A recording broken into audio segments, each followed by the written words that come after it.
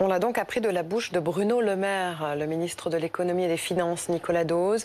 La France va taxer les géants du numérique dès le 1er janvier. C'est ça. Alors c'est une taxe qui va frapper le chiffre d'affaires que réalisent sur le sol français ces entreprises du numérique, puisque c'est vrai qu'elles échappent en partie à l'impôt sur les sociétés, les profits. Donc on va s'intéresser au chiffre d'affaires. Bon, les grandes américaines sont évidemment visées, mais pas que. Toutes les entreprises de la tech qui dépassent 750 millions d'euros de chiffre d'affaires au niveau mondial, dont 50 millions sur le sol européen.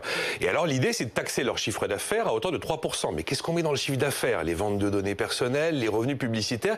Il va falloir l'établir, cette présence numérique. Google nous dit, moi je suis prêt à payer une taxe sur le chiffre d'affaires. Il va falloir me dire quel est le chiffre d'affaires que l'on va identifier venant de Google sur le sol français. Au total, vous avez 150 entreprises concernées par cette taxe. La moitié américaine, c'est vrai, un tiers asiatique. Bruno Le Maire espère 500 millions d'euros de recettes. Initialement, on doit le faire au niveau européen, mais évidemment, on ne se met pas d'accord au niveau européen. Il faut l'unanimité des pays membres pour trouver des solutions fiscales. Alors la France décide de faire cavalier seul et de passer à l'acte en taxant les GAFA dès le 1er janvier. Forcément, tout ça est lié à la crise des gilets jaunes, évidemment. Pourquoi ces entreprises de la tech échappent en partie à l'impôt sur les sociétés? Parce qu'elles ont un business qui est totalement numérique, totalement dématérialisé. Il est où le chiffre d'affaires de Google, de Facebook en France? Alors pour Amazon, il y a de la présence physique, mais pour Google, Facebook, c'est super compliqué.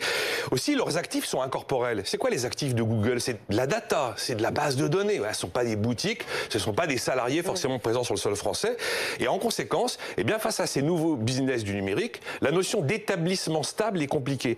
Or, notre fiscalité ancestrale, elle a été prévue pour correspondre à la présence physique d'une entreprise sur un territoire physique. Quand cette présence physique n'est plus possible à établir, ça devient nettement plus clément. Et honnêtement, il est logique ensuite que ces entreprises aillent déclarer et localiser leurs profits dans les pays qui sont fiscalement les plus cléments, comme l'Irlande ou comme le Luxembourg.